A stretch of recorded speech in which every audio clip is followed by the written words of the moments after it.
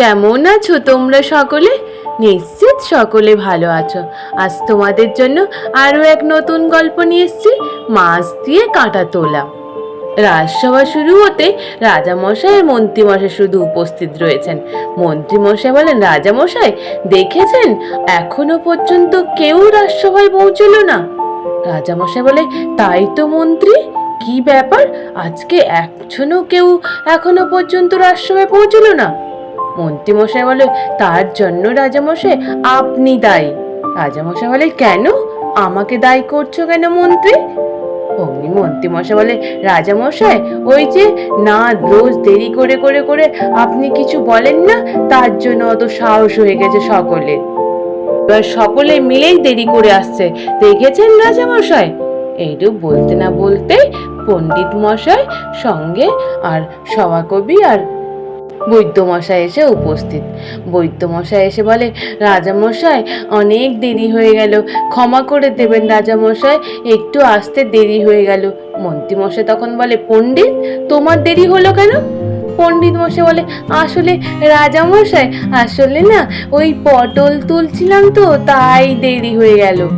রাজামশাই বলে, পটল তুলেছো তো, তাহলে তুমি বেঁচে আছো কি করে? অমনি পণ্ডিত মশাই বলে, রাজামশাই পটল মানে ওই পটল না, ওই গাছ থেকে পটল তুলছিলাম তো, তাই একটু দেরি হয়ে গেল আসতে রাজামশাই। এইরূপ করে সকলে এক এক করে বাহানা দেখাতে থাকে। তারপর সকলে মোটামুটি উপস্থিত হয়ে যায়। রাজামশাই বলে, এরপর থেকে যেন আমি না দেখতে পাই তোমাদের দেরি হওয়া, আজকেই শেষ যেন বলে দিলাম তোমাদের। তারপর রাজামশাই বলে, এবার সভা শুরু হোক। মন্ত্রীমশাই বলে, রাজামশাই আপনার যে রাজসভার রত্ন গোপাল, ও তো এখনো পর্যন্ত এসে পৌঁছায়নি, তাহলে কি করে আপনি রাজসভা শুরু করবেন? রাজামশাই বলে, হ্যাঁ তাই তো। মন্ত্রীমশাই বলে, এই সুযোগে রাজামশাই কানটা এমন ভাঙাবো, গোপালকে আজকে জব্দ করেই ছাড়বো। ওদিকে গোপাল রাজসভায় আসার পথে আস্তে আস্তে বলে, উফ, রাজসভার পথটা যেন অনেক বড় হয়ে গেছে, সকালবেলা ঘুমটাও ঠিক করে হয়নি, একটু এই গাছটার তলায় বসে একটু বিশ্রাম করে নি। অমনি গাছতলায় বসে পড়ার সঙ্গে সঙ্গে নাক ডেকে ডেকে ঘুম মারতে থাকে। ওদিকে রাজামশাই তো রেগে গরম। রাজামশাই সঙ্গে সঙ্গে বলে, হ্যাঁ তাই তো, গোপাল তো রোজ রোজ দেরি করে আসছে, আজকে তো গোপালকে ছেড়ে দিলে হবে না। সেনাপতি তাড়াতাড়ি করে এসো, সেনাপতি তাড়াতাড়ি করে যাও, গোপাল যেমন যে অবস্থা আছে গোপালকে তুলে নিয়ে এসো। অমনি সঙ্গে সঙ্গে দুজন সেনাপতি গিয়ে দেখে গাছের তলায় গোপাল নাক ডেকে ডেকে ঘুমোচ্ছে। দুজন সেনাপতি মিলে অমনি গোপালকে কোলপাজা করে তুলে নিয়ে সোজা রাজসভায় এসে রাজামশাইয়ের সামনে শুইয়ে দেয়। তারপর রাজামশাই বলে, দেখুন রাজামশাই, এই যে গোপাল গাছের গোড়ায় ঘুমোচ্ছিল, তুলে নিয়ে এসেছি। রাজামশাই বলে, গোপাল, এ কি, তুমি এখনো পর্যন্ত ঘুমোচ্ছ নাক ডেকে ডেকে? গোপাল চোখ খুলে বলে, কে? ও রাজসভায়, আমি সত্যি সত্যি তো গাছের তলায় ঘুমিয়েছিলাম, রাজসভায় চলে এলাম। দূর, মনে হয় আমি স্বপ্ন দেখছি, আর একটু ঘুমিয়ে নি, তারপর আবার পুনরায় চোখ জুড়িয়ে ঘুমিয়ে পড়ে। মন্ত্রী মশাই বলে, রাজামশাই এইরূপ করে গোপালের ঘুম ভাঙানো যাবে না, দাঁড়ান একটা বালতি জল নিয়ে আসি। অমনি জল নিয়ে এসে গোপালের চোখে মুখে ঢেলে দেয়। গোপাল তখন আচমকা চমকে উঠে বলে, এ কি হলো, এ কি হলো, আমাকে কে জল দিল গায়ে মুখে? মন্ত্রী মশাই বলে, পড়ে পড়ে ঘুমোলে তোমার চোখে মুখে ঘুম দেবো না তো কি এমনি? তুমি যা অলস, আদৌ চান করো কিনাও ঠিক নেই, তোমার চানও হয়ে গেল আর ঘুমটাও ভেঙে গেল। রাজামশাই বলে, গোপাল, এ কি অবস্থা তোমার, রোজ রোজ দেরি করে আসছো, আর কিনা তুমি রাস্তার মধ্যেও ঘুমিয়ে পড়ছো? গোপাল বলে, রাজামশাই কি করি বলুন, ঘুমটা ঠিকঠাক করে হয়েছিল না, আসলে এতটা পথ আসতে আমি ক্লান্ত হয়ে পড়েছিলাম, তাই গাছের গোড়ায় একটু শুয়ে পড়েছিলাম। রাজামশাই বলে, আজকে শেষবারের মতো বলে দিলাম, কেউ যেন রাজসভায় দেরি করে না আসো, তাহলে কিন্তু তোমাদের জন্য আলাদা ব্যবস্থা নেব। মন্ত্রীমশাই বলে, রাজামশাই আমি একটা চিন্তা ভাবনা করেছি, এই ব্যবস্থাটা নিন, তাহলে সব থেকে ভালো হবে। অমনি বলে, কি মন্ত্রী, কি পরিকল্পনা করেছো? বলে, রাজামশাই এবার থেকে যে মাসে 3 দিন দেরি করে আসবে তার অর্ধেক বেতন কাটা যাবে। রাজামশাই বলে, হ্যাঁ তাই তো ঠিক বলেছ, তাই করা হবে। এবার থেকে যে মাসে 3 দিন দেরি করে আসবে তার অর্ধেক বেতন কেটে নেওয়া হবে। অমনি রাজামশাই বলে, তাহলে মন্ত্রী অর্ধেক বেতনটা তাহলে কি হবে? মন্ত্রীমশাই তখন বলে, কেন, আমার ট্যাকে যাবে? বলে, না না রাজামশাই, আমার ট্যাকে না, আসলে আমি নেব, নিয়ে গরিব দুঃখীদের দিয়ে দেব, দান করে দেব। গোপাল তখন বলে, রাজামশাই এগুলো মিথ্যে কথা বলছে, গরিব দুঃখীদের দেবে? একদমই দেবে না মন্ত্রীমশাই, শুধু নিজের ট্যাকে ভরে রাখবে। তারপর রাজামশাই বলে, তাহলে এই কথা রইলো, তোমরা তাহলে এবার থেকে আর দেরি কেউ করবে না, আর যদি দেরি করো তাহলে অর্ধেক বেতন করে তোমাদের কাটা যাবে। এইরূপ বলে রাজসভা শেষ হয়ে যায়। ওদিকে রাজসভা শেষ হয়ে যাওয়ার পরে ওদিকে মন্ত্রীমশাই গিয়ে বটাঘটার সাথে দেখা করে। বটাঘটাকে বলে, এই বটাঘটা শোন, আমি একটা পরিকল্পনা করেছি, তাতে তোদের একটু সাহায্য করতে হবে, বুঝলি? রাজসভার সকল সদস্যরা যদি মাসে 3 দিন দেরি করে আসে তাহলে ওদের অর্ধেক বেতন কাটা যাবে, আর ওই অর্ধেক বেতনটা আমার পকেটে আসবে, আর তোদেরকেও কিছু ভাগ দিয়ে দেব।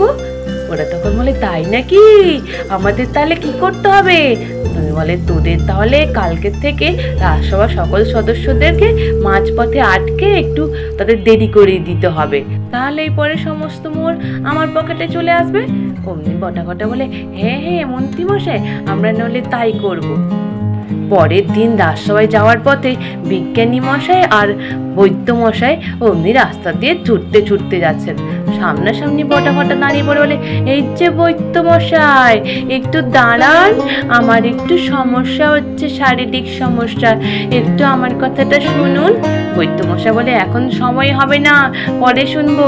বলে, বৈদ্য মশাই শুনুন না, আমার খুব কষ্ট হচ্ছে শরীরে, আমি চোখটা খুলে রাখলে মনে হয় যেন আমার ঘুম পাচ্ছে, তখনই চোখটা বন্ধ করে ফেলি, আমি জল না খেলে আমার জল তৃষ্ণা পেয়ে যাচ্ছে, তাহলে বলুন আমি কি করি? অমনি বৈদ্যমশাই বলে, আমার সাথে মশকরা করা হচ্ছে? ওইদিকে বিজ্ঞানী বলে, বৈদ্যমশাই আমাদের আজকের দিনটাও দেরি হয়ে গেল বৈদ্যমশাই। তারপর সত্যি সত্যি রাজসভার সকল সদস্যরা এসে পৌঁছায়। তারপর মন্ত্রীমশাই বলে, রাজামশাই আমার হিসেব অনুযায়ী রাজসভার সকল সদস্যরা শুধু গোপালকে বাদ দিয়ে সকলেই 3 দিন করে দেরি করেছে এই মাসে, তাহলে সকলের অর্ধেক বেতন কাটা যাবে। অমনি বলে, তাহলে সকলের তাহলে অর্ধেক বেতন কাটা যাবে? সকলে বলে, রাজামশাই আমাদের দেরি হওয়ার কারণ অন্য ছিল। এই কথা রাজামশাই কোনোটাই শুনতে চান না। ওদিকে গোপালের কথা বলে, তাহলে গোপালের, উনি বলে, রাজামশাই গোপাল তো 10 দিন দেরি করেছে, তাহলে গোপালের তো পুরো মাসের বেতনটা কাটা যাবে। এই কথা শুনে গোপাল বলে, আমি তো আমার বেতন কিছুতেই মন্ত্রীমশাইকে দেব না।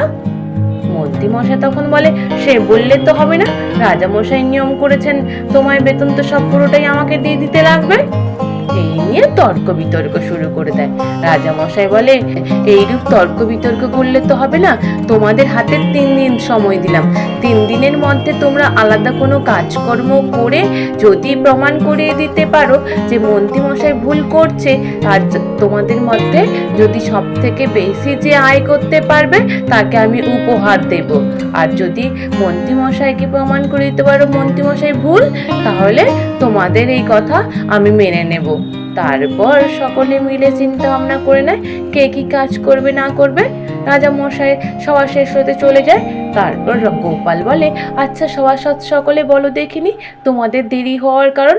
সভাসদ সকলেই বলে যে আসার পথে বটাঘটা পদ আটকে সমস্ত কথা বলতে থাকে, তাই দেরি হয়ে যায়। এই কথা শুনে গোপাল বলে, এর পেছনে নিশ্চিত মন্ত্রীমশাইয়ের হাত। তোমাদের সকলকে বলে দিচ্ছি, আমি কিন্তু একটা মাছের ব্যবসা করব, আর তোমরা সকলে কিসের কিসের ব্যবসা করবে তাহলে তোমরা বলে দাও, কিন্তু আমি যে ব্যবসাটা করব সেটা কিন্তু তোমরা কেউ করো না। সকলেই যে যা চিন্তা ভাবনা করে নেয় কে কি ব্যবসা করবে।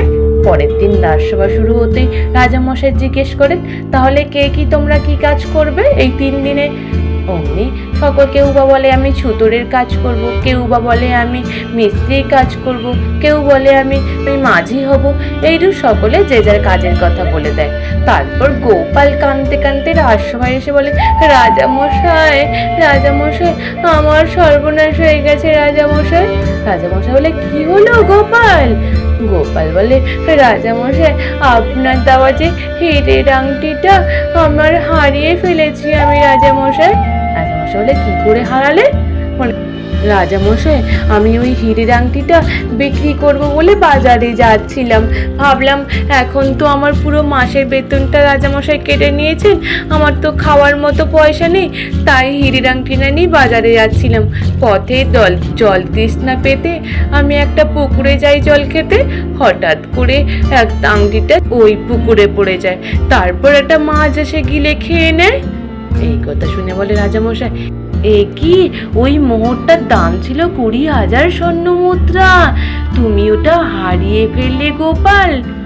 গোপাল বলে, কি করি রাজামশাই, এখন ভাবছি ওই পুকুরের মাছ নিয়ে আমি বাজারে বিক্রি করব, তারপর যা লাভ করব তা বাজারের মালিককে দিয়ে দেব, এছাড়া তো আর উপায় নেই, কি করি বলুন রাজামশাই। রাজামশাই বলে, বেশ তাই নাহলে করো। ওদিকে মন্ত্রীমশাই মনে মনে ভাবে যে ওই পুকুরের মাছ বিক্রি করবে বলছে গোপাল, তাহলে ওই পুকুরের মাছ আমি কিনবো। 20,000 স্বর্ণ মুদ্রার আংটিটা খেয়ে নিয়েছে পুকুরের মাছ। পরের দিন মন্ত্রীমশাই বটাকে নিয়ে বাজারে যায়। ওদিকে গোপাল মাছ বিক্রি করতে বসে। গোপালকে জিজ্ঞেস করে, গোপাল তোমার এই মাছের দাম কত? এক একটা মাছের দাম 40 মোহর করে বলে।